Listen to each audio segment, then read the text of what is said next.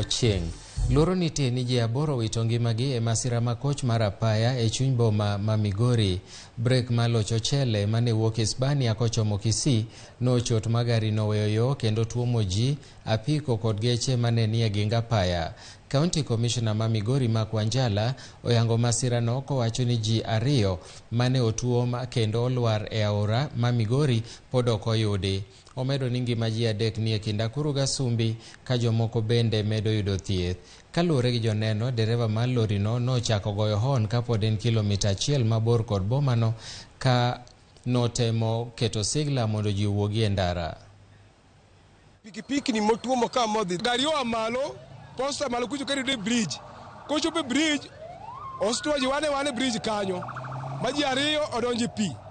Eka bang'e koa malo kono to bira kochope stage ochako yueji gi stage, otuomo lori mano yudo ka ochung' e bath barabara, kaeto kwang'e doge kocha, eko chako nego ji, onego dhano modhuro.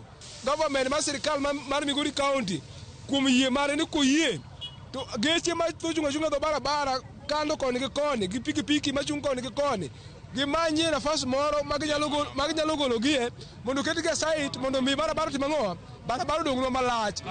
Mtokni kata pikni mabedo mang'eny ahinya gi bede ng'at moro manyalo control gi mondo samoro amora ma gima chal kama nyalo timore to ok ji mang'eny ka ji mang'eny olalo ngimagi kawuono.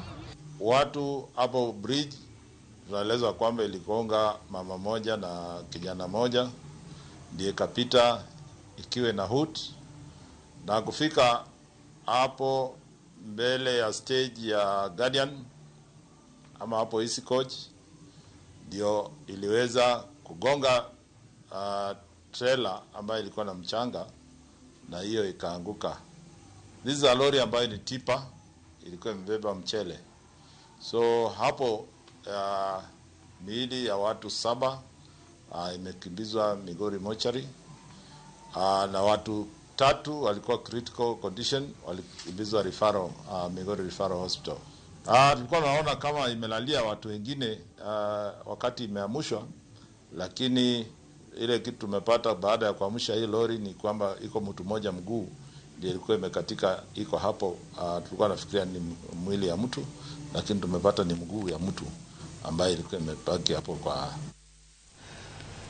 En wach malich ahinya ka Hilary Okeyo temo miyo waler mathoth kowuok e kaunti ma Migori. Onyalo nyisowa ni tang'o mane nyalo bedo notimore. Hilary, kapo ni nyalo winja, inyalo nyisowa ni to weche chalo nade nyaka sani? Pero kamano Milton, awinjie yo makare koya e boma ma Migori. Dakika machuok mokalo lori miwacho ni no tuomo ji ma sani osayang ni gin ji 8 mosawito ngimagi e kaunti ma Migori ka ne osagol achiel kachiel motere kar kano geche moyudo ajali e kar polis ma Migori ka. Gisani antiere e scene kumane lori no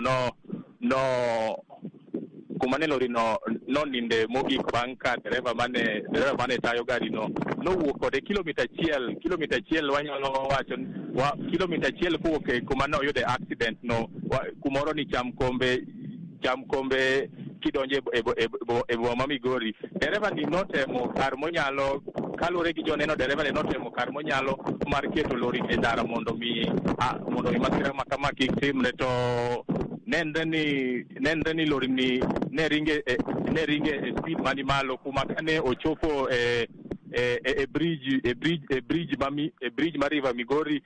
Joneno wacho ni ne otuomo miyo moro kanyakla gi rawera moro mane otuomo mane ochuno ma gilware River Migori.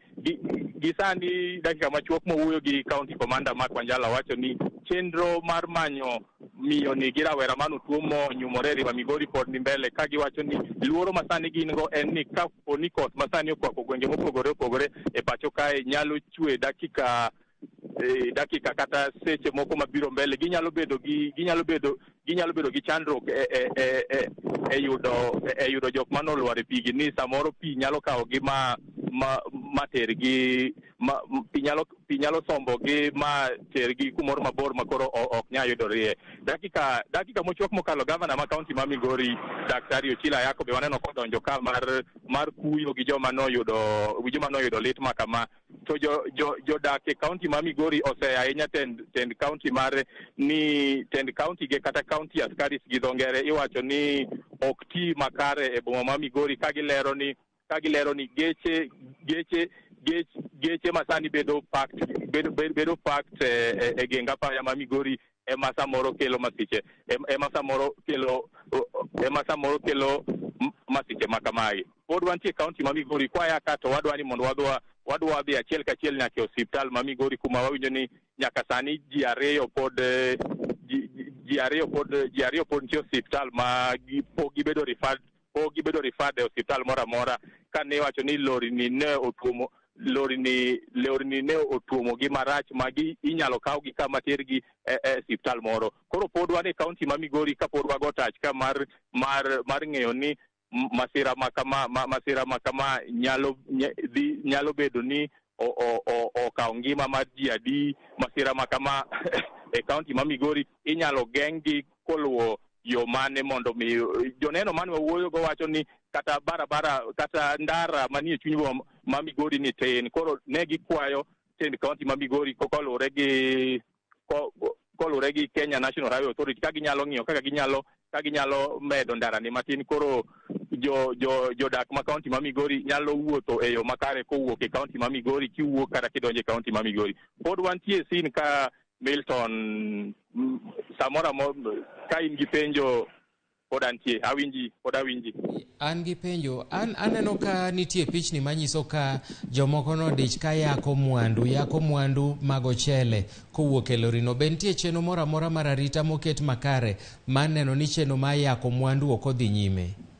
Milton, en adieri ni jodak ma Migori bang' kane masira ma kamae osamole e boma ma Migori, moko kuomgi ne odonje e lorino ka wacho ni ka gilero ni ginyalo konyo e golo mchele mane oting'e lorino mondo mi lorino inyalo gole apaya kuma ne oyude asirano.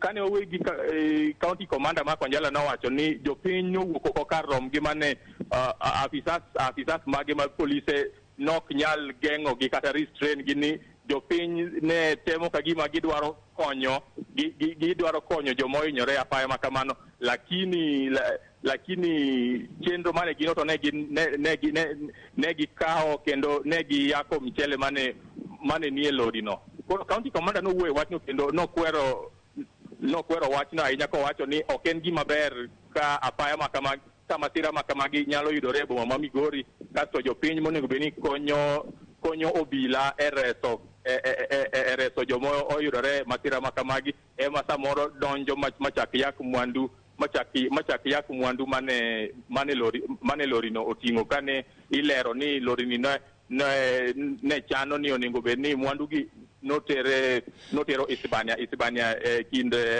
border mar Kenya gi Tanzania. Erokamano ahinya Hilary, wageno ni biro medo miwa ripot mamoko e weche manyien mabiro e Ramogi TV. En wach malit ahinya ni seche mabende